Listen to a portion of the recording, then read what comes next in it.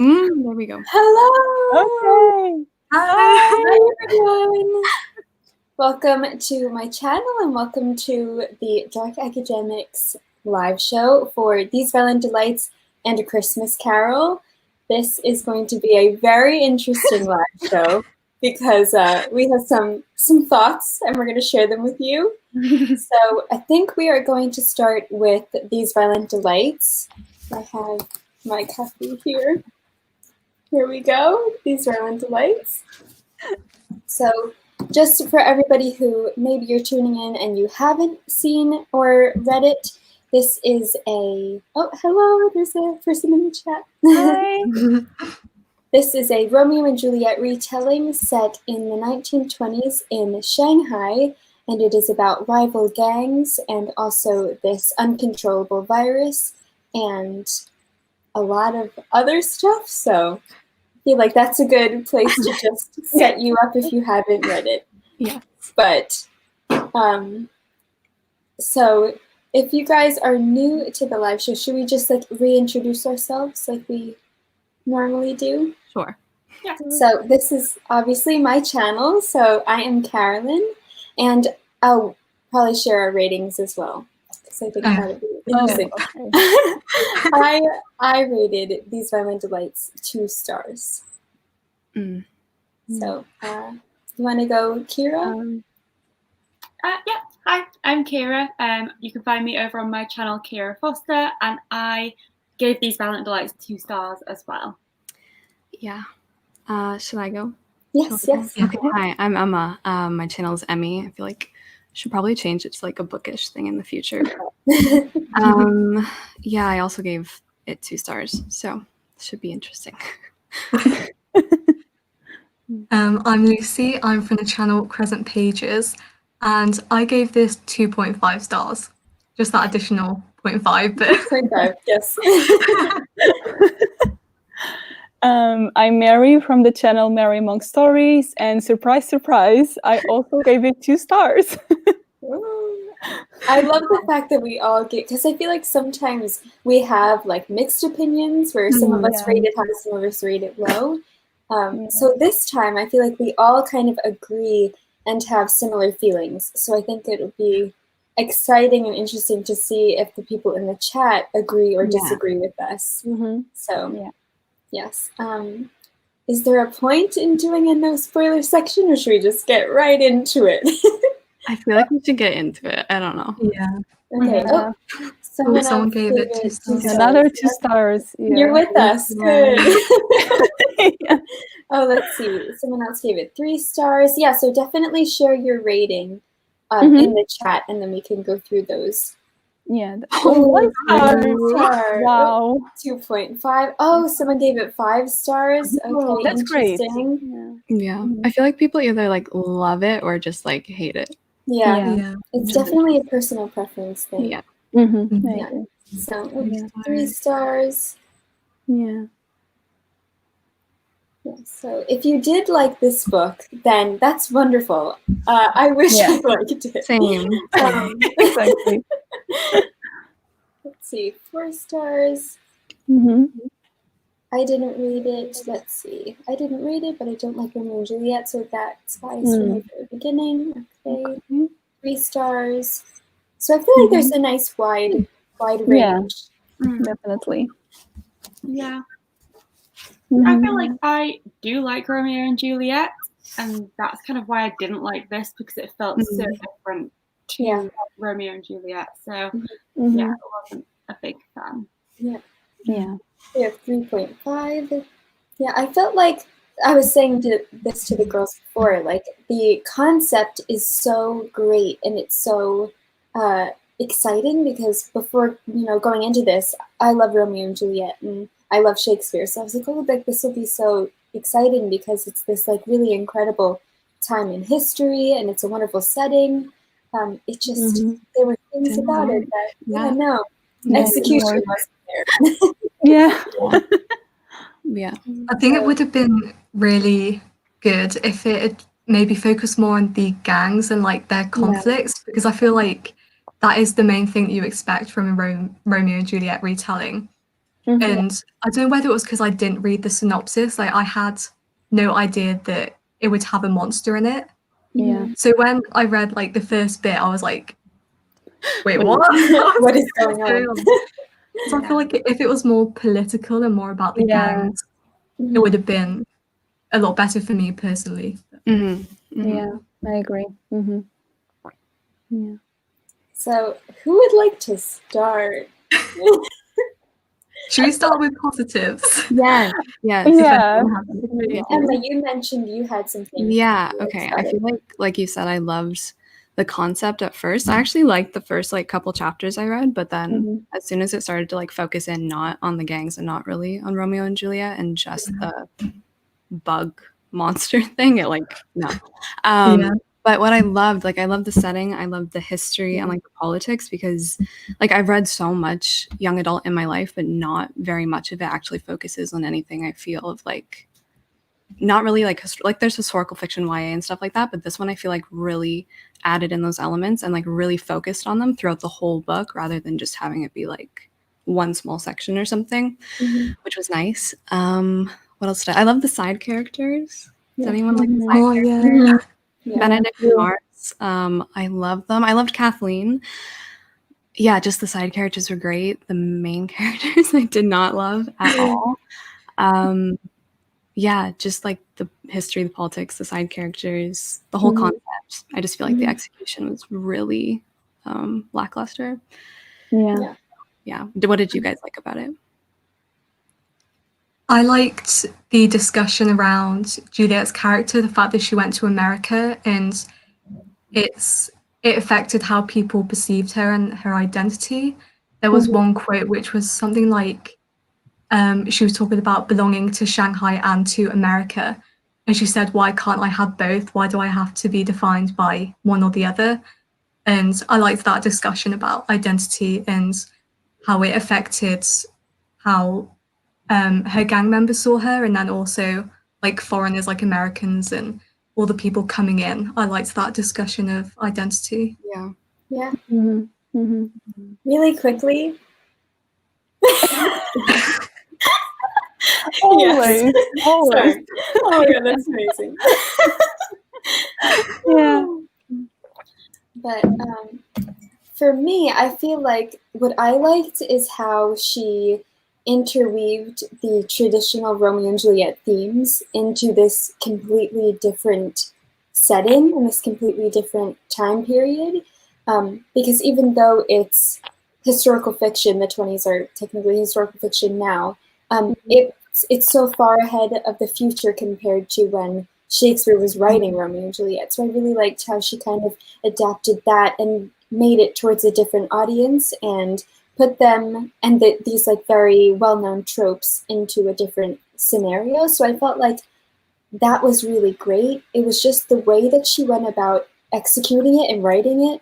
Just like there were so many scenes, like the balcony scene, for instance, where it was just so anticlimactic. Like the balcony scene is one of the most prominent, well-known, beautiful, romantic scenes in literature.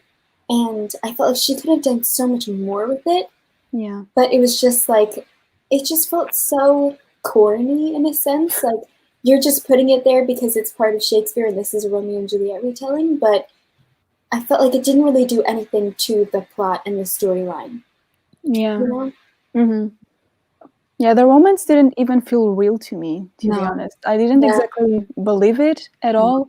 I kind of like the atmosphere as well, the setting, especially during the first 2 chapters. I was very intrigued. I kept being very interesting in what was going on because the atmosphere sounded very dark and eerie. And I was like, we have something going on here that might be interesting.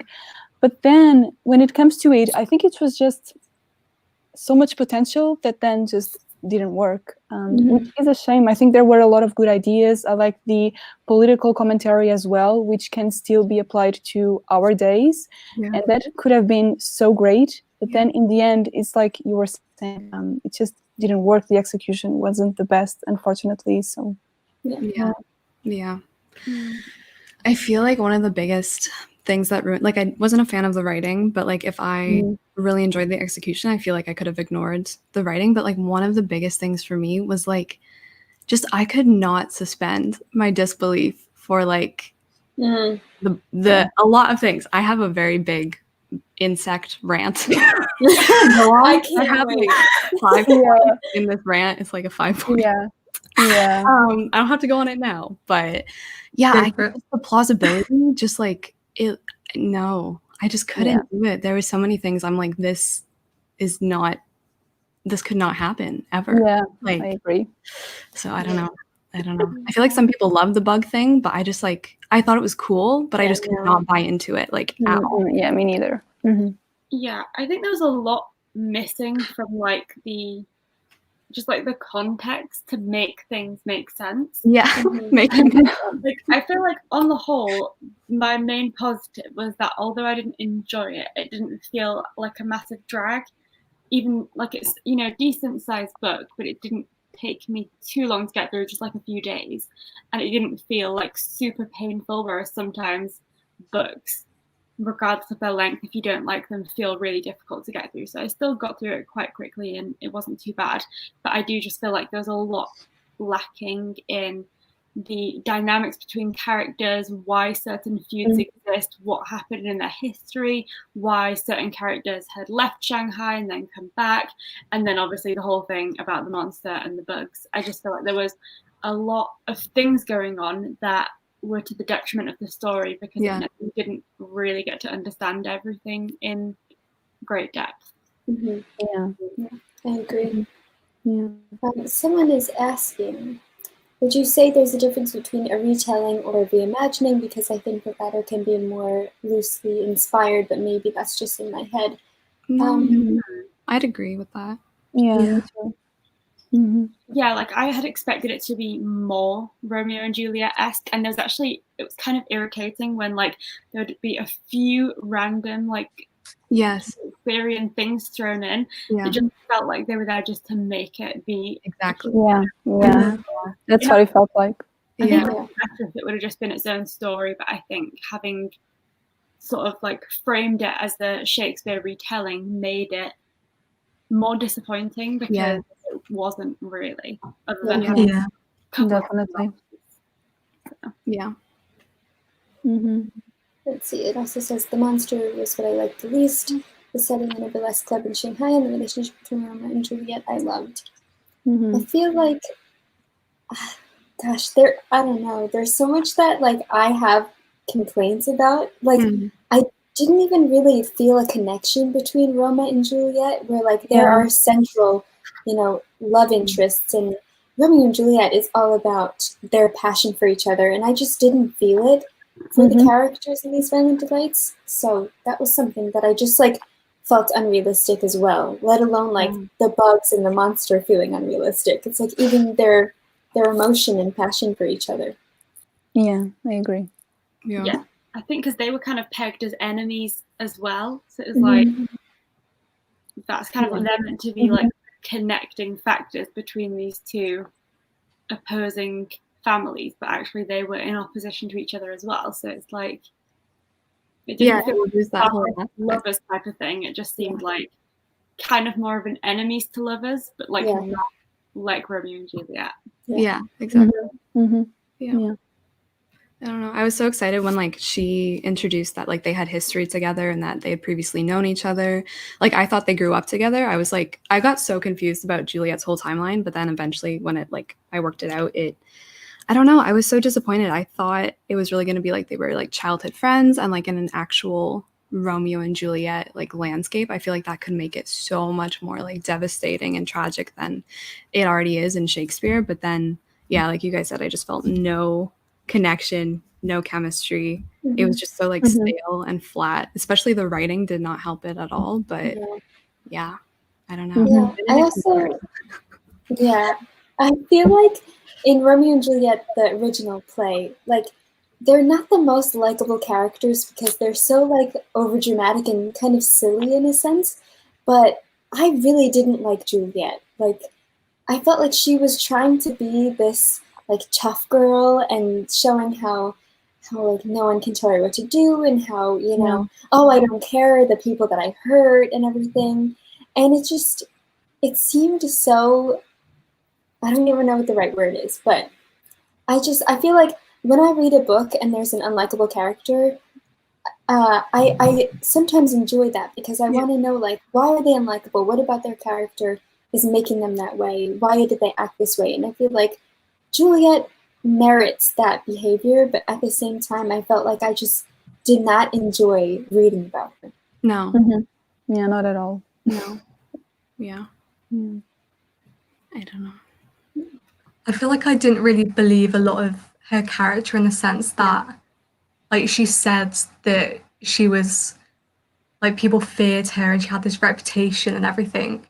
You had, like, one instance where she, like, did something to, like, women, like, strangled her or something, but that was the only occasion where we really saw, like, how ruthless she was. And the rest of it just felt as if she was just saying that, and, like, we didn't really have any evidence. And also when she said that she cared for her city and, like, she wanted to protect all these people, I didn't really believe that either, because I feel like we didn't really see any evidence of that. So I felt like most of her character was just all talk and no action, really. Yeah, no showing. Yeah, like you said, I feel like we just missed so much context, and, like, everything was just told to us. Nothing was ever shown to us. We never got any proof. And I just feel like Juliet just, like, she seems to act so unrealistically, or so just flippant in every single situation that's, like, actually serious and, like, very weighty, and, like, all these serious bad things are going on, but it just seems like she doesn't care at all. And, like, parts of her character I really liked, like her being just so able to stand up for what she wants, but at the same time she just feels so cruel. It, like, went overboard for me. It was, like, too much, and I couldn't, like, sympathize, or I just didn't like her. Like, it was so hard to like her. So. I feel like this comment is, you know, it says, I feel like the author is trying to make her cool and kind of failing.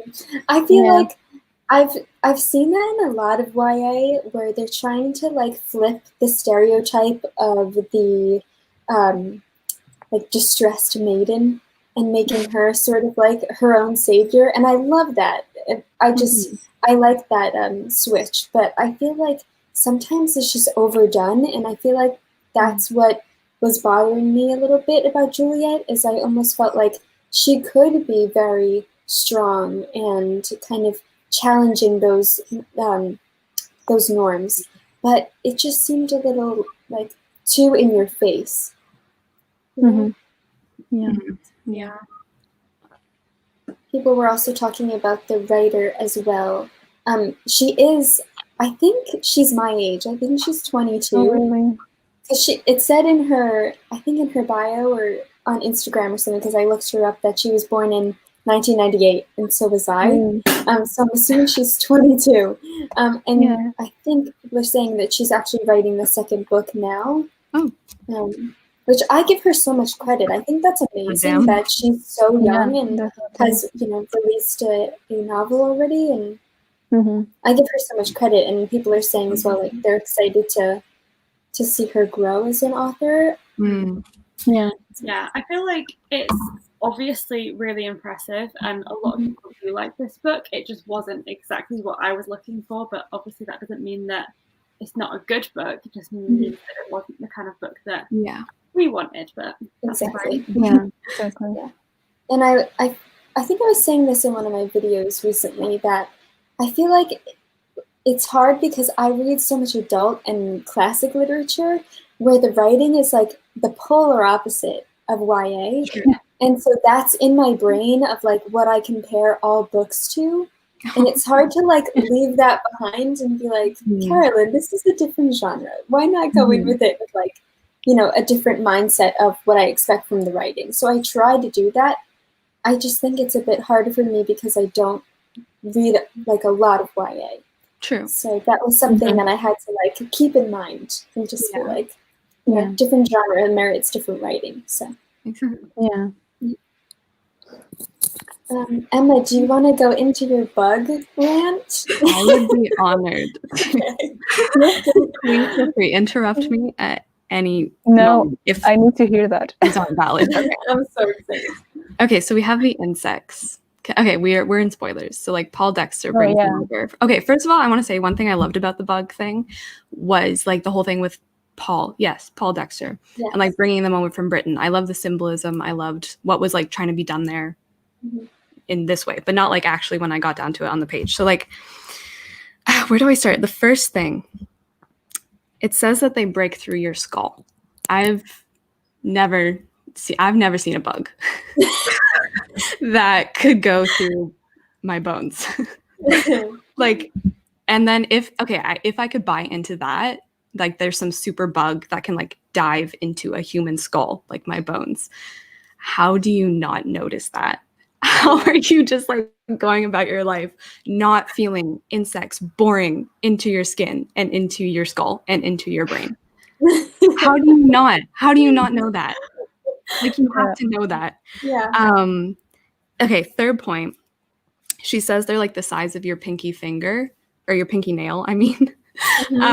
And so they're huge. Like you would see them. You would see thousands of these bugs jumping around in the air like little lice, except you can actually see them because the whole thing with lice is like they're so tiny that you can't see them. But these ones, like you would see this, you would know. And then even when they know this, no one is like, let's wear a hat. Let's put our head. Let's like wrap our brain. No, everyone just goes about like, oh, we know there's bugs jumping around in the air, but like no one actually does anything about it. It is so strange to me. Like, you know, they're gonna murder you. Why would you not take steps that you would know to help yourself or your people? And then also with, is her name Alyssa? Okay. Oh my gosh. This maybe you can take it away. Okay.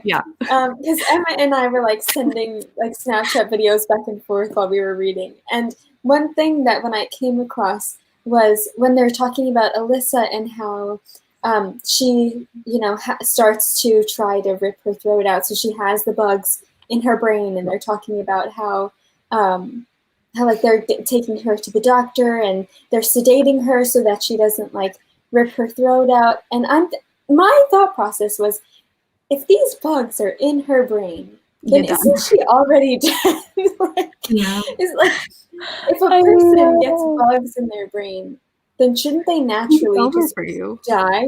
You know? And then I started laughing at that part. It didn't make sense at all. Like, and then they're talking about like, oh, you know, if you kill the monster, then you kill the bugs, and Alyssa will be fine because the bugs will like die and she'll wake up. And I was like, in her soul. I don't think she's good. Like, I don't know about that. Yeah. So okay, take it back. No, you nailed it. Okay. Like, yeah, I feel like if bugs go into your brain, into your skull, it's over for you. Like, that doesn't make any sense. I don't know. I just couldn't buy into it, and it kind of ruined the whole book. Because, like, that's what the whole book centers around. There's one bug/monster thing that's, like, really just tied into everything else, which is just the bug thing. And I just could not deal with it. I was just, it got so repetitive. I think what kind of, like, put me off was the fact that, like, this is all set in reality.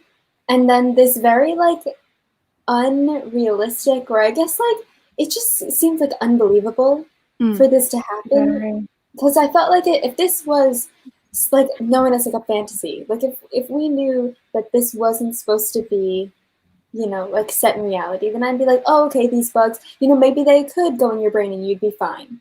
But like this was set in reality, so it's like hard to not feel like this is implausible. So I do feel a little bit ill now that we've just talked so much about Sorry. throats being found out. I just am not here for it. Okay. So this, we have to talk about this because same. Me too. When I was reading this and they were talking about the vaccine and everything, I was like, okay, this is hitting a little too close to home. Yeah. There was even a line that says something like, stop the madness and get the vaccine. And I was like, yes, absolutely. Very, very relatable. And I'm assuming this was written obviously before 2020. I guess. So maybe we have a psychic among us. I love that comment that maybe the bugs would be mechanical. Yes. That would have been so cool. would've been Yeah, really see, I feel like it's a book where timeline feels like historical setting feels a little bit odd because like it obviously is 1920s, but I feel like it doesn't really feel like a 1920s. No. Yeah, I agree. So if it was like bugs and it was a bit more like Black Mirror style, that could have been really interesting if it was more like futuristic. Yes.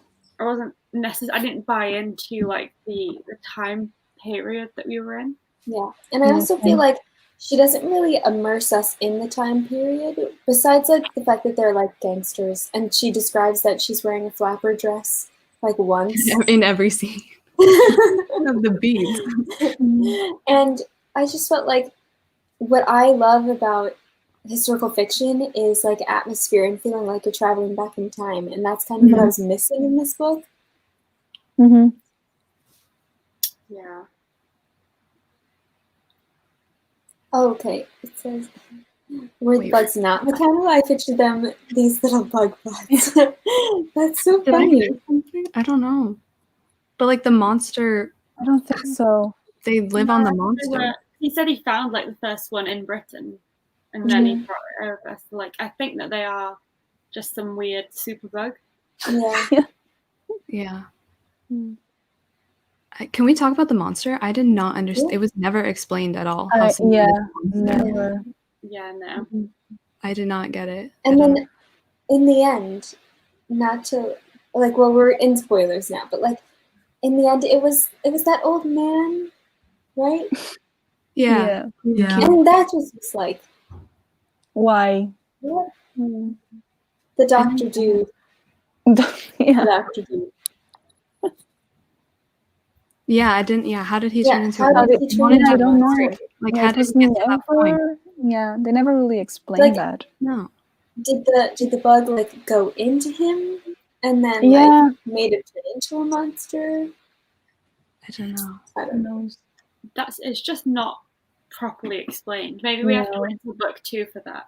Yes, there were so many things that we have to wait for book 2 for. See, but that's what frustrates me about book series though.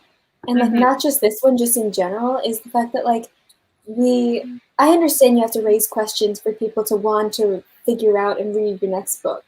But at the same time, I felt like there are so few like standalone, like, I don't know if it's just YA, but I feel like I wanted more answers. Yeah. And I know that that's kind of a silly complaint because it's like just, read on. But just, I wanted there to be a bit more explanation. Yeah. Like the spy. We never find out who the spy is, right?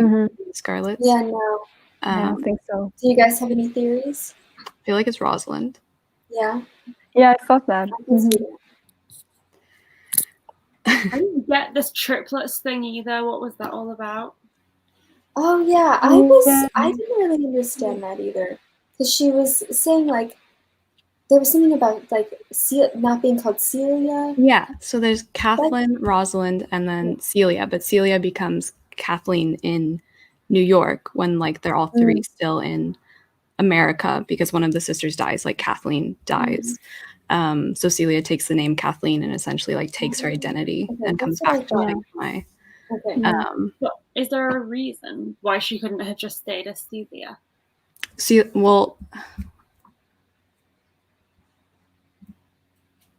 I don't know. That whole passage I marked and I was like, wait.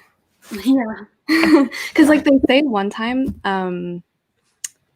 okay, maybe I'll just find it and I'll try to, I don't know. Someone else is saying that, yes, this could have been one book. I agree.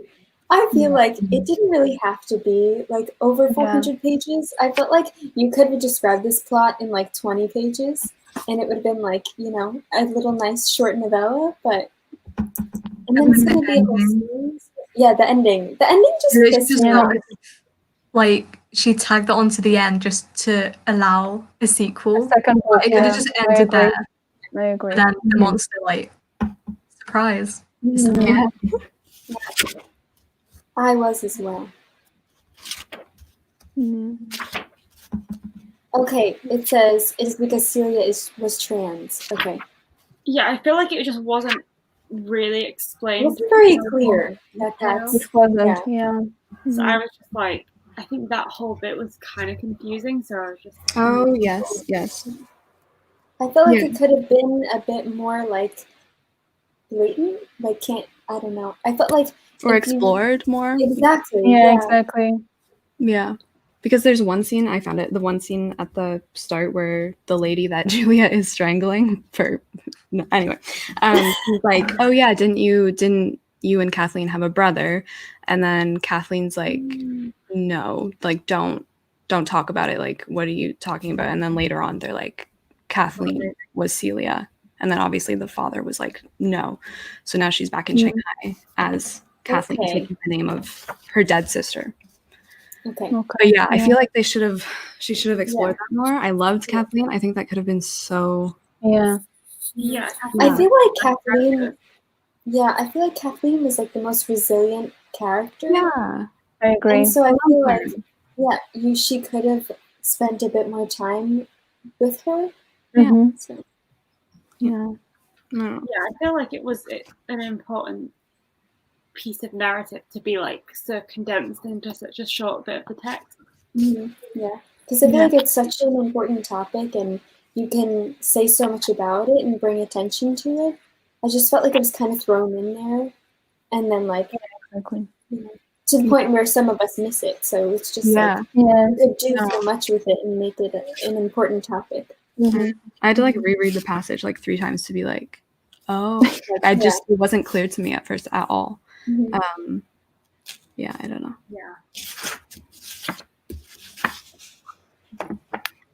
What did you guys think of the ending? No.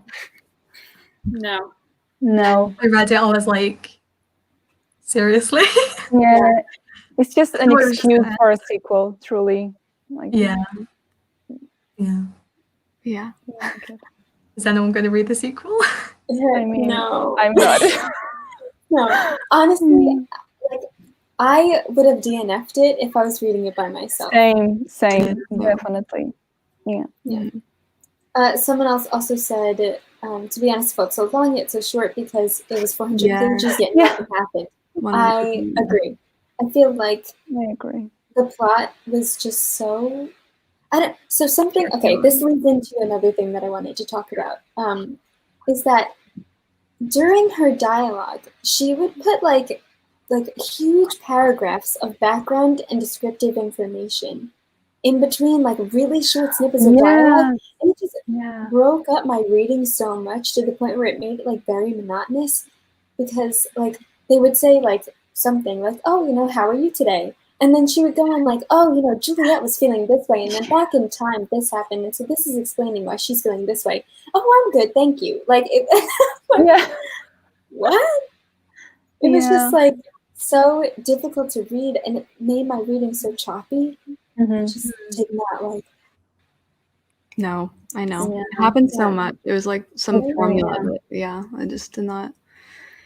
Yeah.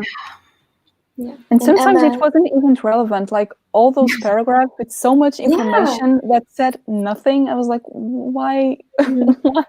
We don't need this. And Emma also mentioned that they never use contractions. And I didn't notice that until she pointed that out. And then I was like, oh my God, that's so true. Yeah, even in the dialogues. I was like, why? Yeah. What is a contraction? Like shortening like don't, can't, won't. Instead of like do not, cannot, would not, should not. Yeah. Cool. Sorry if I just sounded like the most stupid person. No, you didn't. But I also feel like maybe she was trying to make it sound historical. Like but you people still want to shorten their words. Yeah, I know. So, but that's like my only explanation though. Is like, why would she do that? I don't know. It is such a small detail, but it would have made a lot of difference. I feel like it would have been more realistic. It would have made it flow nicer. Like I could have said the words out loud instead of sounding like a robot. But okay, someone said this one. Is it underwater? I was so confused. I didn't even realize. Wait. Because Okay, I first don't remember. he's like holding her underwater, and then she's drowning, and she somehow reaches around and like pulls out his gun from his pocket. Okay, how I pictured this was like they are above water, he's pushing her head underwater, her arms are out of the water flailing, grabs his gun out of the water and shoots him, like only her head is in the water. Is that true? I think so. I was trying to find it. That's how I pictured it. Yeah. It was like, it's just her arms flailing out of the water. You know? I don't know. Oh my God, I don't know. That's how my brain worked out that scene. Was anyone surprised that Paul was the Larkspur? No. No. Okay. Honestly, nothing surprised me in this book. I was just like, really? Yeah. Okay. Yeah, exactly. Same. Yeah.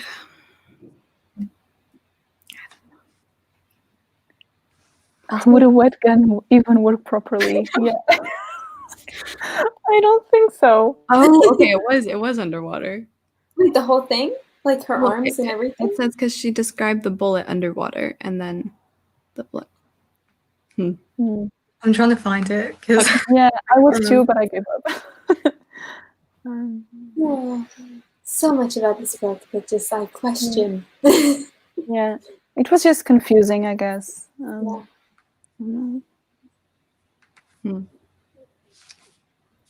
Also, the part where Juliet shoots Mars and then, but he's not dead. Oh yeah. And then he takes the vial and drinks it because he knows to do that, and then. Yeah. Honestly, though, when she shot him, I was like, "Yeah, that checks out." Probably that. Like, I believed it. I was like, "Oh, that's That's what's happening." But I really didn't like that part because she then proceeded to say that it was all a matter of luck and good timing, and I was like, "Really, just everything went perfectly well, exactly as you planned, or rather, didn't plan." Yeah, it doesn't. Yeah, doesn't make sense. Someone else is asking, how did you feel about the use of language? Because there were a lot of different languages. I liked it. I felt like if you were bilingual and you knew the languages, it would be a very interesting reading experience. For me, I had to Google a lot of what they were saying because I think they used a lot of French, right? Yeah, so I'm taking French right now because my aunt is a retired French teacher. So I knew like some of it. But I do feel like sometimes, because I remember this, someone said when they were reading Jane Eyre, because there's a lot of French in Jane Eyre, that it kind of broke up their reading of the book because they weren't fluent in French. So I feel like it's one of those things where you can go either way, whether like you think it breaks up the reading or you think it adds to the reading. I personally think it adds to the reading, because especially when something that I noticed was when they were talking about switching from English to, the different dialects. That was something that I kind of felt like it would be interesting if she included a bit more of the, what did they call it? Like, I don't want to like butcher the pronunciation, but like the language that they use in Shanghai, Shanghainese or something. I don't know how to. Yeah. I don't know, but I know what you're talking about. Okay. Yeah, exactly. You know what I'm talking about. Yeah, I feel like it's a language that you like write in characters. Yeah. Like Chinese and Japanese. I feel like that would be really cool if they included more like character based and then with like translations. I don't know. Oh, Shanghainese. Yes. Yes. I felt it was interesting that obviously there's like Mandarin and the Shanghai dialect and also Russian, because obviously like it's quite well noted that like Mandarin and also Russian are like some of the hardest languages to learn. So the fact that she was meant to be fluent in both is someone comment. I just agree so much. I agree too. English, French, Dutch, Mandarin. Yeah, that's a lot. Latin. He speaks Latin. What? And none of them are particularly similar. Like if it had been like Dutch, German, or like something that had like some similarities maybe, but they were all like very distinct languages. Different, but yeah, I mean it's interesting. I feel like it was more just like mentioned rather than actually used, except for French. Like that was the only language that really actually crop up in use rather than just saying. And I switched to Russian, so like it didn't really. I didn't like it as much because I didn't think that they were actually using it. It was just there just to say rather than display. But, I did find the bit in the book that we were looking for. Oh, yeah. Okay. It does have an underwater. It says, she put both her hands around the gun, pointed to his forehead, and merely inches away, she pulled the trigger. Underwater. So I guess, because it's like really close to his head, it works. I don't know. So I don't think so, actually. Oh well. Googles, can you fire a gun underwater?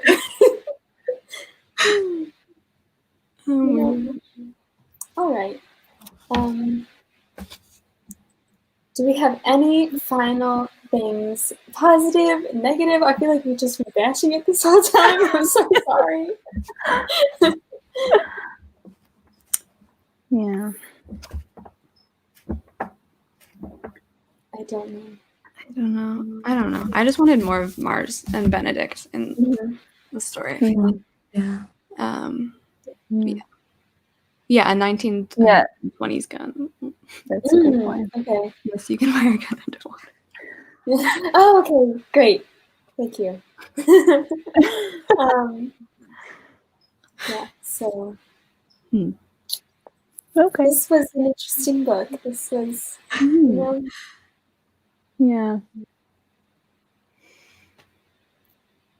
Okay, should we switch to our Christmas carol? Yes. Okay. So, that will be the end of our These Fine Delights portion of the live show. How did you choose the book? Someone was asking. I don't even remember. I don't remember. Maybe because it was Romeo and Juliet. Maybe that was what interested us about it. Yeah, and it was a probably. new release as well. Yeah. Yeah. Yeah. Oh, but also, I just wanted to mention that in the description, there is our next month's books that I put. So if you're wondering what we're going to be reading in January, February, and March, they're in the description. So, yes. Exciting. Yes. Very. Okay, so These Fine Delights. Oh, I just wanted to say, since this is a series, I don't think I will be continuing on. Just wanted to check, will you ladies be continuing on? I will not. No. Yeah. Just wanted to ask. Okay. All right. Now, the wonderful book, A Christmas Carol, will now be discussed. Yay! We all have different copies. Oh my gosh, that's so cool. Amazing. That's the second time we all have different editions. I love that. Wonderful. Yeah. That's what I love about classics, is you have like so many options of what edition you can have. Okay, and I just wanted to mention so everybody is aware of his presence. If you see right here, He's like a bald head. this is Dickens. He's on my Christmas tree. I will show Our him. special guest. It's the cutest. Yes. He will be witnessing the live show. So I will put him back on the tree. He's here. Yeah. He's gonna make a few points if we need his help. Yeah, exactly. So this was my second time rereading it because I read it for the first time last year for Christmas, and I loved it. Oh my god, 5 stars for me. Do we want to go around saying what we rated it? Yeah. Oh, okay. Should I go? Anyway. Okay. This is my either 5th or 6th time reading this book. I'm not sure. Yeah, it is one of my favorites. I gave it 4.5 stars. But I love it. It is one of my favorite stories of all time by one of my favorite authors. So there you go. Yay. It was my 3rd time reading it, I think. I read it like quite a few years ago. I read it last year and then I read it just now, obviously. And I gave it 4 stars. I really, really enjoyed it. It's not quite my favourite Dickens. I think because it is so seasonal, but still really, really great. Can I ask you what your favourite Dickens is? Oh God. Great Expectations. Oh, I need to read it. Oh. Lucy, do you want to go? Yeah, I think this is maybe my 3rd time reading it. I studied it at university, and I feel like I read it before that as well. I don't really know my rating. Maybe like 3 stars. I have trouble really connecting with short stories, but I like the sentiment of the story. So yeah. Oh, it was my first time reading it. Oh. I've never read it before. I loved it. I don't think it's my 2nd Dickens book, so Great Expectations still, I think, holds my heart over this one, but I loved it. I gave it 4 stars. Yeah, it was a good time. I'm so glad I finally read it. Yay! So exciting. And people are already sharing their ratings. We have 5 stars, 4 stars, 5 stars, 4 stars. So, same as Lucy. 4 stars. So I think this is a bit better rating than our first book. Yes. So I'm so excited to talk about it. I feel like what I love about A Christmas Carol is, here we go, 3 stars. You don't celebrate Christmas, so you had a hard time getting into the story. I completely understand that. 5 stars, 5 stars. I feel like what I love about it is like its history and how it changed Christmas, and how like the fact that I said this as well, like I always say this because I just love it, but like Scrooge wasn't even part of anybody's vocabulary before this was written, like the word Scrooge.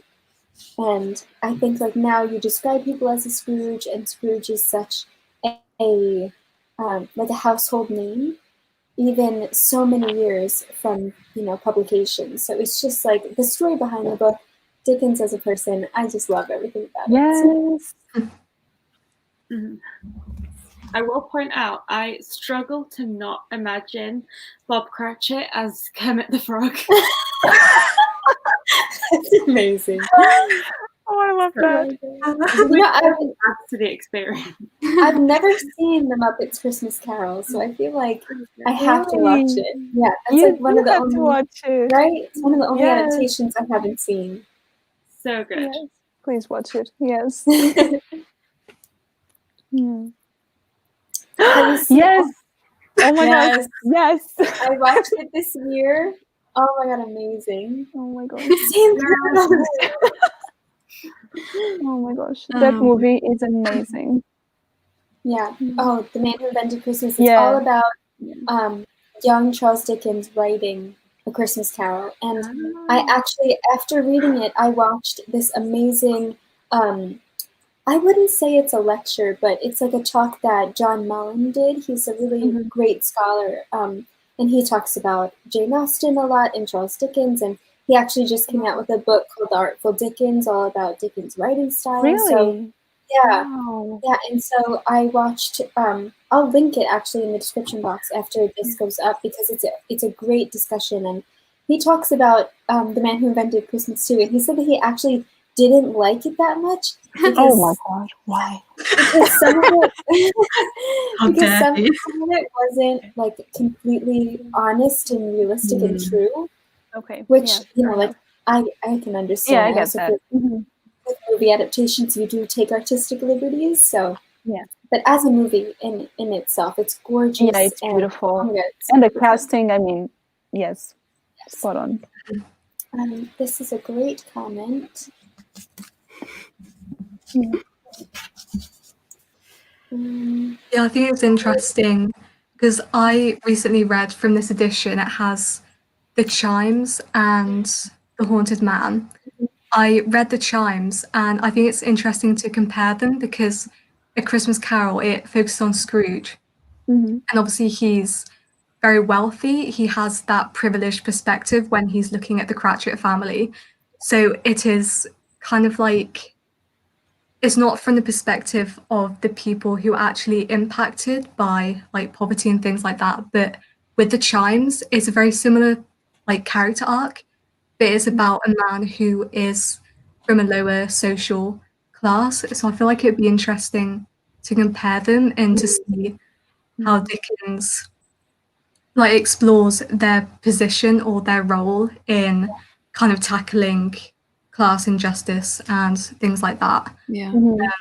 Because Scrooge is kind of like, it's not exactly maybe reductive in the way that he portrays the Cratchit family, but it is very much showing Scrooge he has the power to influence their kind of place in society. They're not really seen as being able to do much themselves.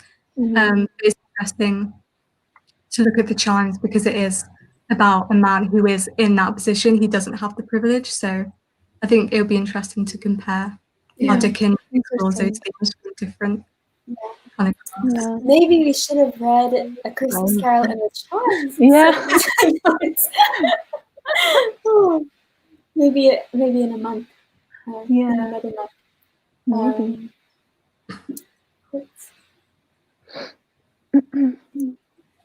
And then something that that I love is the way that this kind of trope of, you know, like the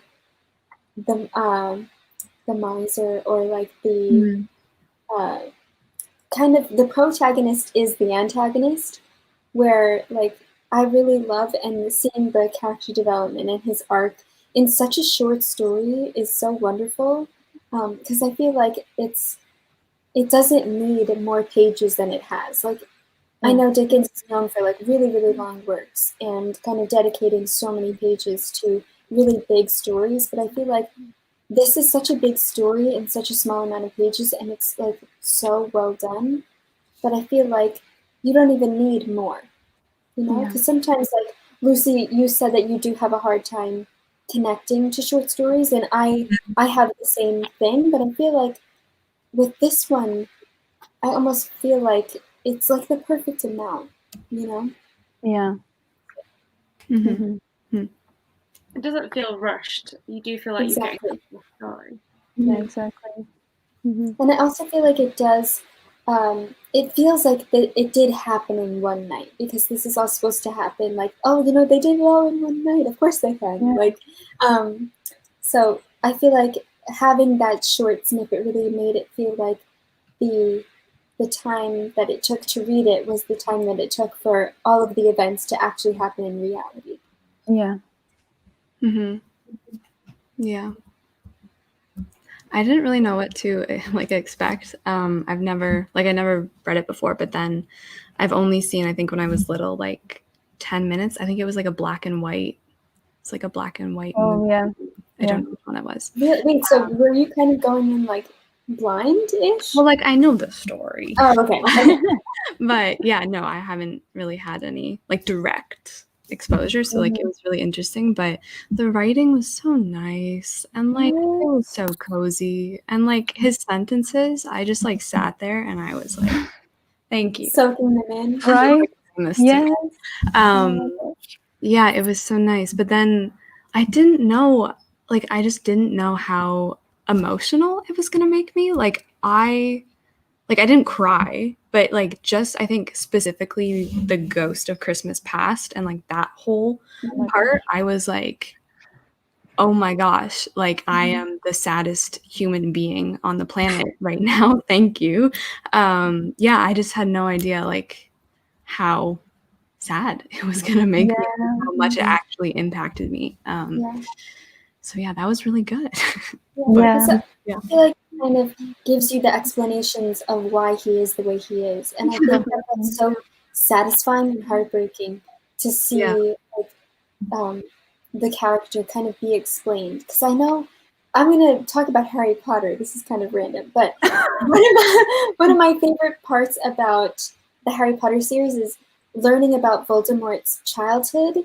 And so I feel like with villains especially, or like the villainous characters, it's so interesting to see kind of how they came to be that way and what happened to them, to make them make them kind of into the person that they become. So I agree. I think that the Ghost of Christmas Past is like so heartbreaking to read about. Yeah. Because you see his saddest moments, but also his happiest ones.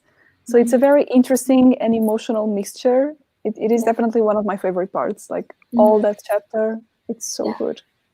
Yeah, I do agree. Like, I agree with Lucy though on that one point, and also I think someone said it. I remembered him protesting a bit more. Yeah, like I was like, oh, like he's like this awful person who's so cruel and mean and dispirited, but then like he gets one visit and he's like, well, that's it for me. It's time to turn my whole life around. And like that one first change, I feel like came about too quickly. I feel like it should have taken more time, because already by the time we get to the second ghost, he's like, all right, teach me your teachings. I'm ready to be a good person. So I was kind of like, But I also feel like, is he really bad enough? Like to because I feel like he really is. He has a hard shell because of, like the things that have happened to him. But I think he, like, obviously the whole point is like he is good on the inside once he sees how much other people are suffering and kind of looking beyond his pockets, So I feel like he just needs to be like cracked a little bit, his shell. Okay, Sarah has a question for Mary. Mary, for your favorite stories, I'm curious why you only give 4.5. Oh, yeah.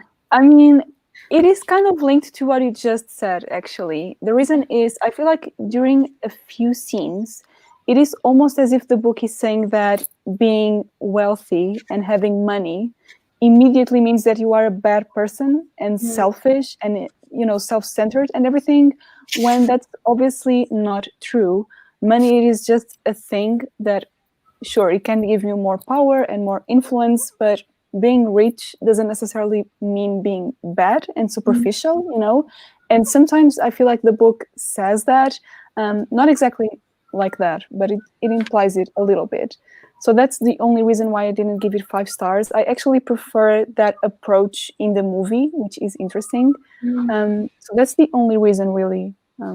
I still love it, but I feel like sometimes it can be a bit too two-dimensional, I feel like. In that sense.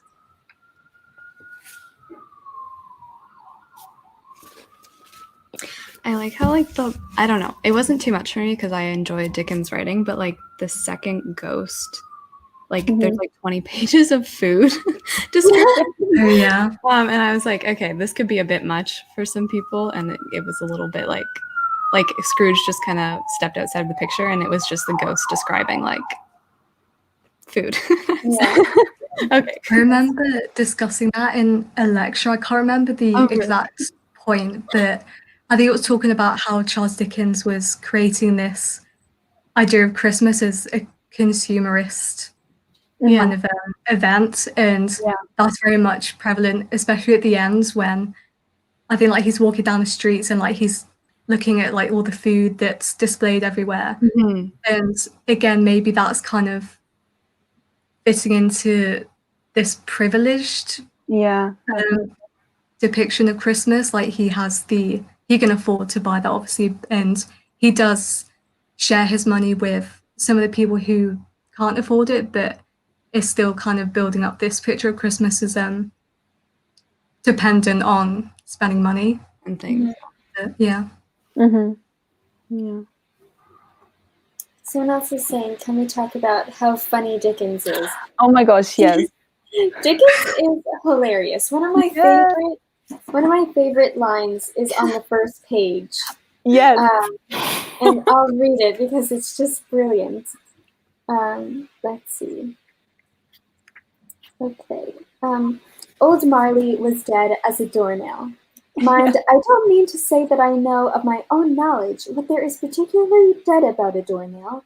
I might have been inclined myself to regard a coffin nail as the deadest piece of ironmongery in the trade, but the wisdom of our ancestors is in the simile, and my unhallowed hands shall not disturb it, where the country's done for. You will therefore permit me to repeat emphatically that Marley was as dead as a doornail. Yeah, I love that. I just love it. Oh my gosh. because he kind of like, something that I love is Dickens is acting as the narrator. Like there isn't really a narrator. He talks about himself in the first person, and he says, I might have inclined myself to regard a coffin nail as the deadest piece of ironmongery. So I like how he kind of puts himself as the storyteller, because Dickens loved giving readings of his books. So it almost felt like an entertaining experience, and like Dickens is like over your shoulder, kind of like whispering the story in your ear while you're reading it. And I love how his presence as a writer is so much of a part of this book. Yeah, so definitely. I love that. Love that. Yeah. Oh my gosh. I also, during the John Mullen discussion, I think it was actually at the Dickens Museum in London, which Lucy has been to. I'm so jealous. God, love that. He was talking about Dickens's use of similes and what is the word? Cliches, where he always talks about like dead as a doornail, or he talks. I don't have any of them tabbed in this edition, but he uses a lot of like as a in his sentences to describe something else. And something in, I'll mention Great Expectations. One of my favorite lines in Great Expectations, it's in the beginning when he describes the foggy window as a goblin, like a goblin breathing on it or something. Tears. Yeah, oh, Goblin's Tears, yes. Oh. I just love it. I feel like he gives like imagination and magic to everyday things. Yeah. And Yeah, so true. He's just so great. Yeah. Yeah. Do you guys have a favorite? I was Emma just gonna ask that. Oh, okay. Ask that. Wow. A favorite character, or a favorite ghost, or Yeah, like a favorite, like your favorite ghost or like section or like Yeah. part of it. Yeah. I like the ghost of the present. yeah. Mm-hmm. Mm-hmm. Why? Can you? Well, I Can do you like the food, and I also feel like that's kind of like the most impactful, because that's like Scrooge exactly as he is, and he kind of recognizes that as like the thing that he has the power to change. I don't know if it's just like the inner yoga teacher in me that's like the only thing you can change is the present. So Yeah. with that, and also again the Muppets Christmas Carol, I do like the way that the ghost is like portrayed as this like big jolly giant. Yeah. It's not so much in the book, but I just have that vision. So That's amazing.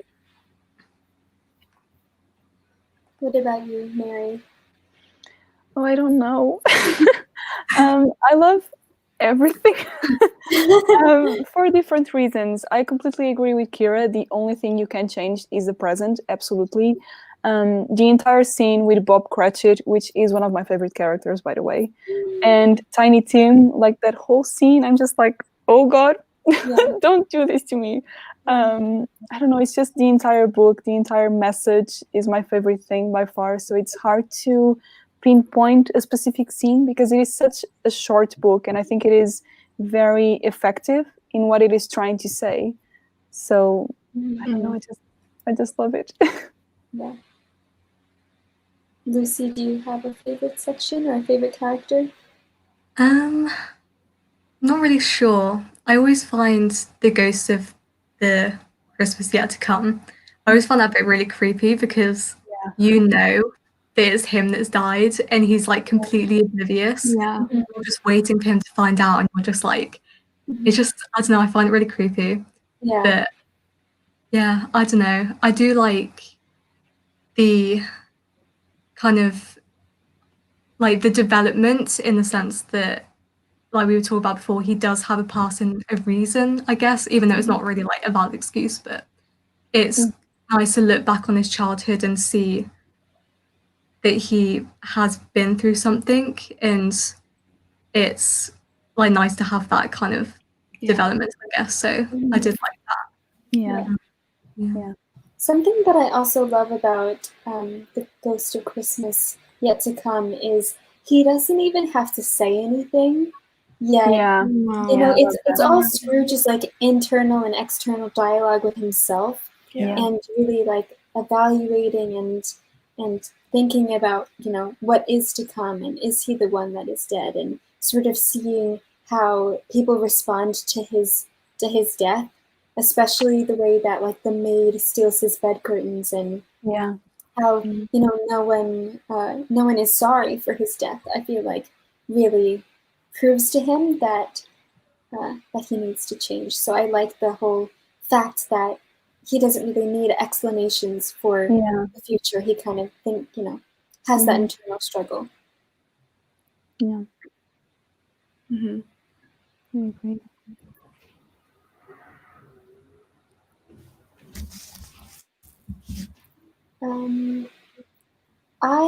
I love Tiny Tim. I want to talk about Tiny Tim for a little bit. I actually named my little Christmas tree Tiny Tim. Because I love naming things, and so I named my tree. But I love how, in the end, Tiny Tim, Charles Dickens describes Scrooge kind of becoming a second father to him, and I feel like seeing Tiny Tim's innocence and the fact that he is just the essence of kindness and sweetness and innocence really brings Scrooge's affections forward and his kindness as well, because he sees this child that's never done anything to anybody suffering, and that kind of opens his eyes to what he says about are there no workhouses? Are there no orphanages? Right? He talks about like prisons, decreasing the surplus population. Yeah. Oh, wow. Yeah, that was a good quote. I can't remember it exactly, but wait a minute, let me see if I can find it. Oh yeah, so man, if man you be in heart not adamant, forbear that wicked counter till you've discovered what the surplus is and where it is. Or you decide what men shall live, what men shall die. Yeah. It's like, because he has more money or he doesn't have to worry about it, then he kind of gets like a free pass into just existing. Yeah. Exactly. Do you guys, Lucy, do you want to talk about maybe the things that you didn't particularly like about it? I can't really like pinpoint anything. I just think maybe it's because I've become desensitized to the story, like I've heard it so many times. Maybe that's why. It's not like I could find any critiques about it. I think, just like I said, short stories, because they are so quick, and it's more of like the message that means something rather than the actual characters and things. Maybe that's why. Yeah, it's not like I didn't like it. It's just I didn't really feel like overly connected to it. Yeah, That's fair. What about you, Emma? Why did you not give it the 5 stars? Carolyn. I'm just curious. I'm just asking the question. Watch what you say. No, I'm kidding.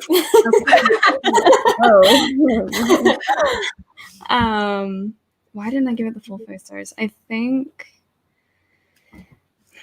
think there was like a lot of expectation. It was my first time like reading it. You had great expectations for this book? I did have the great expectation. Like I loved it. I loved the writing. The writing was like 5 stars. I think maybe it is 5 stars. I don't know, maybe like 4.5. Yeah, maybe it is. What is it?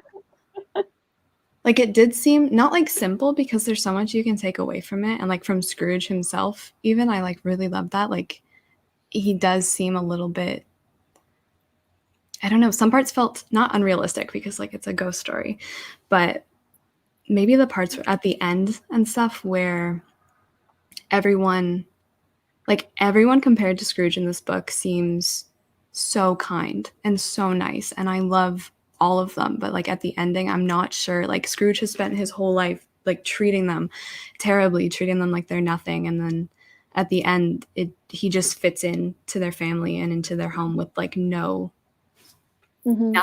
Like, I know I'm assuming he apologizes, and of course he provides for Tiny Tim and gives them food and everything like that, but it just felt a little bit like...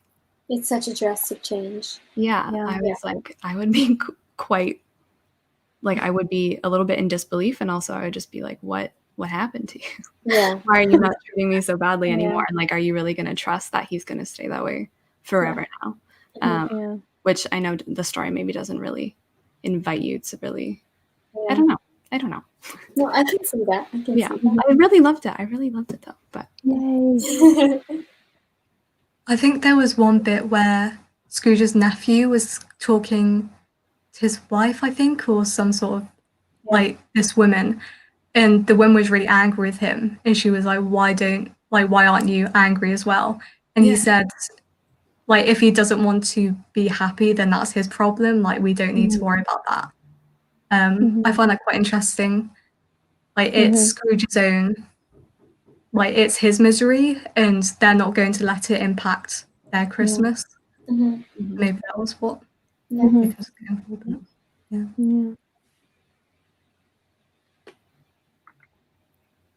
I also think talking about like the line where Bob Cratchit and his family are having their Christmas feast, and they describe Scrooge as the founder of the feast, I think says a lot about, I don't know, maybe about capitalism, but about just money and how the only way for them to provide for their family and to have food on the table is to work for this very cruel man.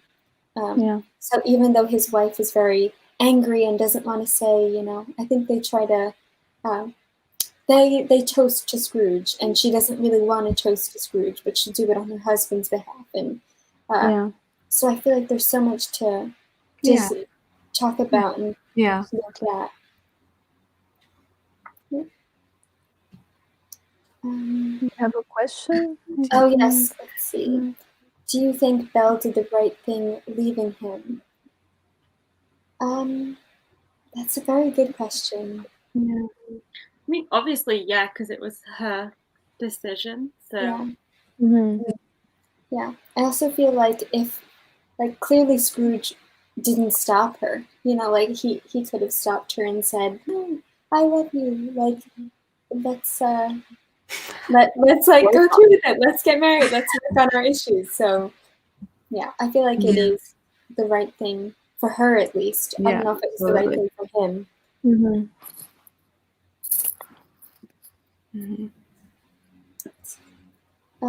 Someone said it reads like a fable. Yeah, I agree. Like a fairy tale. Yeah, that's how I see it.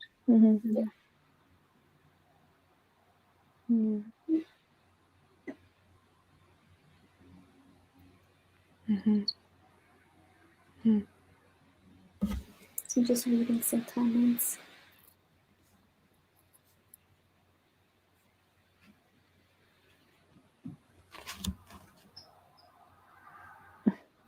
Do we all have a favorite adaptation? I know that Kira loves the Muppets.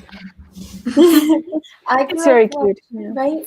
I grew up watching I think his name's George C. Scott, right? Yeah. Yeah, George C. I grew up watching that one, and then I also really love the newer Jim Carrey. Jim Carrey. That's my favorite. Yeah, by far. It is so faithful to the book. And just the actors, they're all amazing. And actually the end sequence, I prefer it in that movie rather than the book. Yeah. Oh, wow. Yeah. Scrooged is good as well. I've never seen Scrooged. It's funny. Yeah, I watched it ages ago. There's also a Mickey version, which is very cute. Oh, really? Yeah, it's so cute. I've never seen one all the way through. Really? Because I don't watch a lot of TV or films, but I don't know whether it was last year or a few years ago, there was some sort of TV adaptation. I think it was only like 3 or 4 episodes. Really? And that I kind of like half watched it. It was on in the background, but it looked very like dark and not really like fairy taleistic, or it was more like gritty and had a dark tone to it. So maybe that would be interesting to look at if it took more of like it really delved into the social themes and the darker tone to it. And I think The Man Who Invented Christmas was on like TV the other day, but I didn't. Gosh, please watch it. Yeah. If you ever are in the mood, you should definitely I will. It's Dan Stevens. What else do you want? I mean, I know, Dan Stevens. Come on, like, yeah. So good. Wait, there's a Barbie one? I didn't know that. Oh my gosh. What? Oh my gosh. I always loved like Barbie Nutcracker. Yeah. Yes, one of my favorites. That is really good. Oh, it's so good. I was just saying to my sister that we should watch it this Christmas, and we haven't yet. So I hope we still do. I watched it on Christmas Day. It's so beautiful. Oh, it's so good. Also, Swan Lake, Barbie Swan Lake. Yeah. So good. Oh my gosh. Oh, my childhood. Yeah. Do you guys have any questions or anything you want to talk about with the Christmas Carol in the chat? I watched the Barbie Nutcracker last year for Christmas. It's so good. Those movies are so beautiful. Like, it's so funny because they're like Barbie movies, but they're so gorgeous. Like, right? Especially the first ones, they're all perfect. I swear. Yeah. Yeah.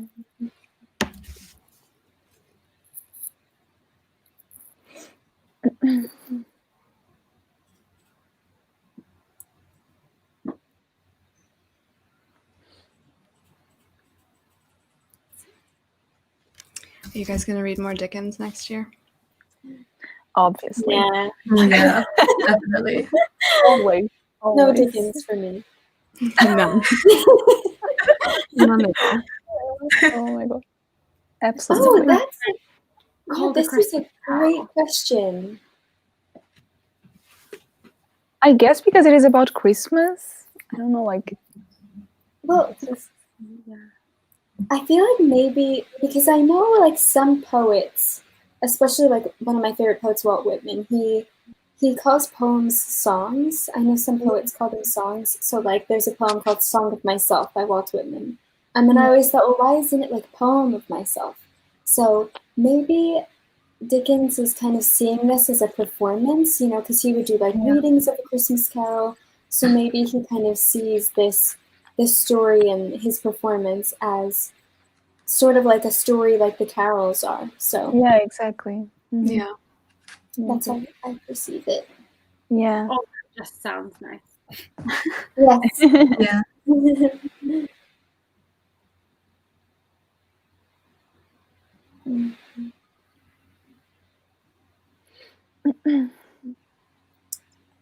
All right. So I don't know if there are any other questions. Let's see. Oh, okay.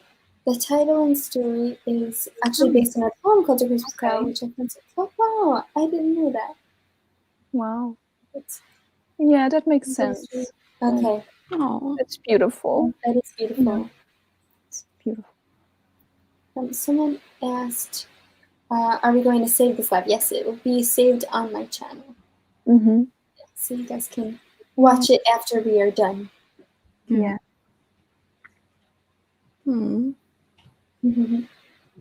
Yeah. So maybe we should mention, I know I talked about how our next book picks are in the description, but maybe I'll mention them here. Let's see. Oh, here we go. Let's see. Apparently he called it a class. He wanted the story to be shared. Yes. Awesome. Yes. That's so beautiful. I love that. It is. Yeah. Oh, someone said, I have been looking forward to looking at the Furies, but here one is mentioned on Goodreads that is apparently quite heavily inspired, not to say ripped off another book named The Furies by Natalie Haynes. Uh-oh. Well, I haven't heard of that book. Me neither. We will. I know Natalie Haynes does a lot of Greek mythology. Oh, yeah. Yeah. Didn't she do A Thousand Ships? Yeah. Yeah. Yeah. Interesting. Oh, that's so beautiful. Oh, Oh, Dickens. yes. But yes, so in January, we will be reading The Furies by Katie Lowe. Right? And then for February, we are going to be reading Julius Caesar by Shakespeare, which is going to be our first actual Shakespeare play. Because we've read a lot of retellings, but we haven't read a play, so I'm excited for that. And then for March, I was going to say January, right? For March, we'll be reading Legendborn by, I can't think of the... Tracy? No. Tracy Deonn. Okay. I think. Yeah. Oh, it's someone is asking if we have read Circe. I have. I have. Yeah. Yes, we all have read Circe. You've read it. Wow. Yay. Wonderful. One of my favorites. And Song of Achilles. So good. Yeah. Evelyn Miller is amazing. Well, I'm excited for the next 3. Me too. Yeah, me too. I'm very excited. Yeah. Oh my god. And that will be, I also included in the description whose channel each live show will be on. So, and everybody's links and everything is down below. And we'll give you guys updates for everything on our Instagram and Twitter. Absolutely. Chat and the Discord and everything. So, yeah. Oh my god. Well, I hope you guys have enjoyed this. Yeah. Yeah. Oh, good question. What is your guys' favorite book of 2020? Oh no. Oh gosh. Do we disclose this information? Do you have one? Like one book? Yeah. I do. Can you really? guys Oh my guess? gosh. Yes, I can guess, but it's not a surprise. No, it's not. Oh wow. Do you guys want to share, or are you going to mention it in the video? Do you want to keep it a surprise? Or? No. I mean, I'm going to do a video, but I don't mind sharing. Okay, why don't we share then? Okay, do you want to go first? Me? Yes. Okay. My favorite book, surprise, surprise, is Anna Karenina. No. I know. No one's You like that book? I had no idea. No one's not coming. I know. I'm surprising everyone. Yeah. Okay. Who wants to go? Mary, do you have one? I don't have one. Okay, do you want to give like top 3? I mean, Anna Karenina is also on my list, definitely. I loved The House in the Cerulean Sea by T.J. Klune. Oh, I've been wanting to read that one. Oh, Caroline, you're gonna love it. It's so lovely. Yes. Oh my gosh, I don't know. I don't know. So many great books. I don't even know. I swear. I will film a video eventually about that. I have too many. My favorite was Conversations with Friends by Sally Rooney. Yeah. Really? Yeah, as well. I thought it was going to be Emma by Jane Austen. No, that's my like second or third favorite. I think Really Normal People is second, and then Emma. But up there. But wasn't Conversations with Friends a reread for you? See, yeah, but I read it for the first time in March, and then for the second time in June when we read it together. Okay. I liked it enough to want to reread it only like 2 months later. That's amazing. Lovely though. Yeah.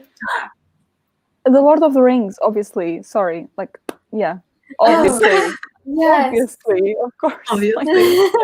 It's just, oh my gosh, I'm forgetting everything. But yeah, The Lord of the Rings. Oh my What about you, Lucy? I don't have a favorite. Yeah. If rereads counted, then obviously I'd say Lord of the Rings, but we're gonna try and like come up with the original one. I would say if I was going with a writer, Rilke. If I was going for a book, I really enjoyed Cassandra by Crystal Wolfe. That was a really good one. Good. Yeah. Oh my gosh. Emma? Okay, well. It was 100 Years of Solitude. Yeah. Really? Oh my gosh. So good. So good. Oh, that's amazing. Yeah. I loved it. Yeah. Oh my gosh. That's another one that I really want to read. Yeah. Yeah. Wow. And Rilke, obviously, but you know, he's nothing new. Oh, someone else. Yay! Oh my god. Yes! Oh my god. This is so happy. Oh, someone is currently reading it. Yes! You're in for Oh a my treat. God. The biggest, longest treat ever. Amazing. Oh my gosh. What a wonderful year this has been. I know that everything has been so crazy in the world, but this book club and our friendships have really bloomed, and I love all of you guys so much. Oh my Love you so too. much love. Yes. Yes. Because next time we have a live show, it's going to be 2021. Crazy. 2020 over. Yes. Oh my gosh. Yeah. Yeah. So, as much as this year has been very unexpected and very hard, I really appreciate all of you guys. Yeah. Oh my gosh. This book club has been such a wonderful place to spend our time Yeah. in the craziness of 2020. Yes. Yeah. Okay. Yeah. Yeah. Thank you. Yeah. Oh. Oh my gosh, that's so cute. That was so good. That's wonderful. Yeah. Oh. Oh, so Oh glad. my gosh. You guys are all so sweet and supportive. So thank you. All right. Well, All right. I guess that's a wrap. yes. Yeah. This is the last live show of 2020. We will see you all in 2021. Yeah. See you next year. Yes, with the Furies by Lowe. Katie Lowe. Yes. Yes. All right. Thank you, everybody, for watching and for reading with us. Yes. We hope you have a very happy New Year. And Oh yeah, Happy New Year. yes, Yeah. Happy New Year, and let's hope 2021 is a good year. Yeah. All right. Oh, see you next year. Bye. Thank you. Bye, everyone.